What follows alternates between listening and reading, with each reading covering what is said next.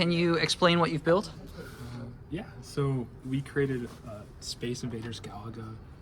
I think Space Invaders, actually, never mind, whatever. On the Raspberry Pi, we used the APDS like 9960 like proximity sensor as the controller. Okay. So it's like the closer your finger is, the further right on the screen you go, and the further like away the finger is, the more left it is on the screen. Cool. We use these buttons to shoot, pause, reset the screen, so we can like pause, unpause, then like reset. It still says pause. Yeah. And then unpause it there, and then shoot. We also have a little sound for the shooting, and also a hit sound. Yeah, So, here, I'll shoot. yeah. So when you die, you make that. Yeah, I heard that little. sound. And so this is the pause button, and this is the restart button. So whenever you die, you lose a life, right? But It's our, we have our our time live up counter there. up there. And to resume the game, you just press the unpause button and you're back in it. Right? So, oh, sorry. This is the shoot button. So when I'm shooting 5 bullets, you can see the ammo count is 0. And there's little sounds when they hit. Yeah, Okay. exactly. Okay. And then there is a death screen, or a loss screen, I should say. You've already seen the die screen. So when you lose all 3 lives, whoops, just thread the needle there. It says you lost. You cannot unpause this. You have to restart the game in order to recover from a loss. There is a win screen. You have to win to show me. You have to destroy all the enemies to get the win screen. So we'll do that shortly. And then so the way we're doing shooting is it just randomly generates a number, like 2 numbers. The first number is whether the top guys shoot or the bottom guys shoot.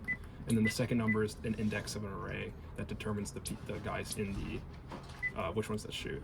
And so as enemies disappear, the only guys who can shoot are the ones who are remaining or visible. Sure. So, So the game actually gets harder as there's less enemies, because those same enemies are going to shoot more bullets. So Yeah. So when there's only one remaining, he just spams out bullets, and it's like a boss battle in a sense. Interesting. Yeah. And then the last one is kind of hard to hit because There's so many bullets. yeah, and also because it's such a like long gap between the top and the bottom, the variation in their movement across and you spamming the bullet to try to hit means you might not hit. Yeah. Is their movement across the top deterministic or It is random? It is deterministic. So Okay. they move right for a certain amount of time, and then just by like an integer that counts up every time they move. Yeah. So there's the win screen. Sure. And then once they get past a certain count towards the right, they just go backwards. Okay. The other direction. Okay.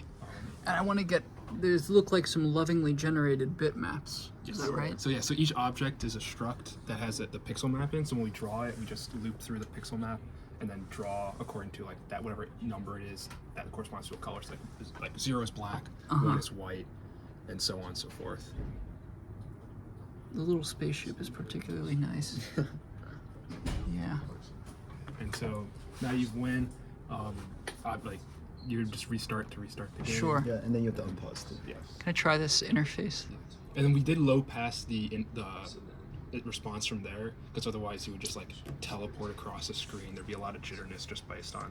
Because it's really hard to keep your hand still with Yeah. such a sensitive It mechanism. is, it's amazing. Is it this button that restarts it? Yeah. Yeah.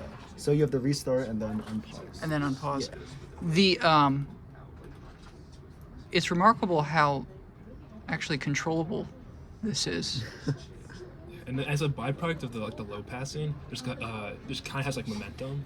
So like if you just like lift up your finger, you'll like speed up and then like slow down. Yeah, yeah. It's like an elastic response to it. Yeah. And like the same is going across. Like if I put my finger all the way down, it like speeds up and slows down to get here, which not intentional, but it's kind of. It kind of cool that feels that right happens. though. Yeah.